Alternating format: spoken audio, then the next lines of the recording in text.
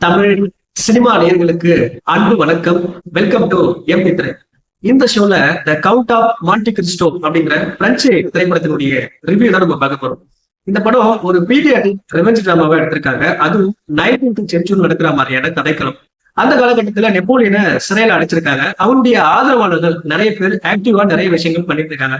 அப்படி அவருடைய ஆதரவாளர்கள் ஒருவரான ஒரு பெண் தான் ஏஞ்சலா. இவங்க நெப்போலியனுடைய லெட்டரை கையில வச்சுட்டு இருக்காங்க.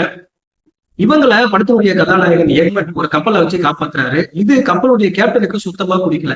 அதனால கப்பலுடைய கேப்டன் டேங்லஸ் கப்பலுடைய ஓனர் கிட்ட போட்டு கொடுக்குறாரு. ஆனா கப்பலுடைய ஓனர் எட்மண்ட பாராட்டி கப்பலுடைய கேப்டனா ப்ரொமோஷன் கொடுக்குறாரு. அவருக்கு டேங்லஸ டீப்ரமோட் பண்றாரு. இது டேங்லஸ்க்கு மிகப்பெரிய கடுப்பேற்றக்கூடியதா இருக்கு. இது ஒரு பக்கம் இருக்கு. அதே போல எட்மண்ட் தன்னுடைய காதல் கிட்ட தான் ஒரு கேப்டனான விஷயத்த சொல்றாரு, சந்தோஷமான விஷயத்த. அதே போல கதாநாயகனும் ரொம்ப நாளா காதலிச்சுட்டு இருக்காங்க. ஹீரோயினுடைய கசின் ஒருத்த வந்து பாத்தீங்கன்னா பெர்னாட், இவன் ஒன் சைடா காதலிச்சுட்டு இருப்பான். இந்த விஷயம் பெர்னாட்டுக்கு மிகப்பெரிய கடுப்பேற்றக்கூடியதா இருக்கும்.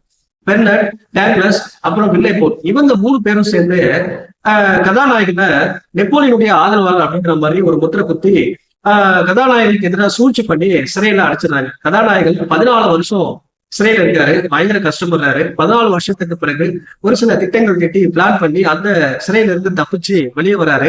அதற்கு பிறகு இந்த 3 பேரையும் எப்படி ரிவெஞ்ச் எடுக்கிறாரு அண்ட் க்ளோஸ் லைன் என்ன ஆகுது அப்படின்னு சொல்லி பல விஷயங்களை சொல்லக்கூடிய படம் தான் இந்த கவுண்ட் ஆஃப் மான்டி கிறிஸ்டோ. இந்த படத்தை பத்தி ஆலோசனை அப்படின்னா, இந்த படம் பார்க்கும்போது ஒரு சிம்பிளான ரிவெஞ்ச் டிராமாவா தோணலாம். ஆனா கதைக்குள்ள ஏகப்பட்ட லேயருங்க. இந்த படத்தினுடைய ஆரம்பமே ஒரு ஹிஸ்டாரிக்கல் கனெக்டோட தான் அந்த படம் ஸ்டார்ட் ஆகும். நெப்போலியனுடைய ஸ்டோரியை வச்சுதான். அது பார்க்கவே ரொம்ப இன்ட்ரெஸ்டிங்கா இருந்துச்சு. அடுத்ததான் வந்து பாத்தீங்கன்னா அந்த ஜெயில் போர்ஷன்.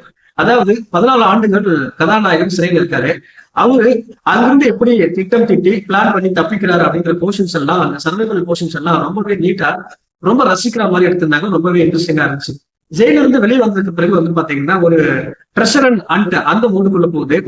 அதுவுமே ரொம்ப இன்ட்ரெஸ்டிங்கா எடுத்திருந்தாங்க. இதை தாண்டி இதற்கு இந்த 3 கட்டத்தை தாண்டிதான் வந்து பாத்தீங்கன்னா அந்த ரிவெஞ்ச் டிராமாவே வரும். ரிவெஞ்ச் டிராமா கூட வந்து பாத்தீங்கன்னா அப்படியே சும்மா சூப்பர் நேச்சுரலா ரொம்ப அப்படியே யூனிவர்சல் காட்டி ரொம்ப அடிச்சு துவைக்கிற மாதிரி எல்லாம் இல்லாம சிம்பிளா ஸ்ட்ராட்டஜிக்கலா பிளான் பண்ணி எப்படி கதாநாயகன் வில்லனை வீழ்த்துறாரு அப்படிங்கிற மாதிரி கொண்டு போயிருப்பாங்க. அது ரொம்பவே நீட்டா இருந்துச்சு. அதுவும் இந்த எய்லி அண்ட் ஆண்ட்ரே அப்படிங்கிற 2 பேரை வச்சு எப்படி வந்து ரிவெஞ்ச் எடுக்கிறாரு அப்படிங்கறதெல்லாம் ரொம்ப நீட்டா கொண்டு போயிருப்பாங்க. அது பார்க்க ரொம்ப இன்ட்ரெஸ்டிங்கா இருந்துச்சு. படமா பார்க்கும்போது வந்து பாத்தீங்கன்னா ஓவராலா ஒரு தரமான படமா தோணுச்சு. இந்த படத்தினுடைய எண்டிங் அப்படின்றது வந்து பாத்தீங்கன்னா ஒரு பெர்ஃபெக்ட் எண்டிங்கா இருந்துச்சு. ரொம்பவே அற்புதமா முடிச்சிருந்தாங்க. விஷுவலா வந்து பாத்தீங்கன்னா ஒரு விஷுவல் ட்ரீட்டா இருந்துச்சு இந்த படம். அந்த அளவுக்கு விஷுவல் வந்து ரொம்ப அழகா காட்டியிருந்தாங்க. அதே போல வந்து பாத்தீங்கன்னா அண்ட் டுவர்ட்ஸ் தி எண்ட் வந்து பாத்தீங்கன்னா ஹீரோயினுக்கு ஒரு மெசேஜ் சொல்லி ஒரு எமோஷனல் எண்டிங்கா முடிச்சிருப்பாங்க. அதுவுமே ரொம்ப நல்லா இருந்துச்சு. ஓவராலா பாத்தீங்க அப்படின்னா ஒரு தரமான படம். எனக்கு இந்த படத்துல பிரச்சனையே பட்டது அப்படின்னா ஏகப்பட்ட கேரக்டர்ஸ், அந்த கேரக்டர்ஸ் டீடைலிங், அந்த எக்ஸ்பிளனேஷன் எல்லாம் வந்து பாத்தீங்கன்னா இன்னும் கொஞ்சம் பெட்டரா இருந்திருக்கலாம். அதை தாண்டி இந்த படம் டூரேஷன் வைஸ் 3 மணி நேரம் ஓடக்கூடிய படமா இருந்துச்சு. இன்னும் ஒரு 20 நிமிஷம் குறைச்சிருந்தாங்க அப்படின்னா இந்த படம் வேற லெவல்ல இருந்திருக்கும். மொத்தத்துல இந்த படம் ஒரு தரமான படம். இந்த படத்துக்கு நான் கொடுத்த ரேட்டிங் 5.3.5. அடுத்த ஒரு சந்திக்கலாம். நன்றி, வணக்கம்.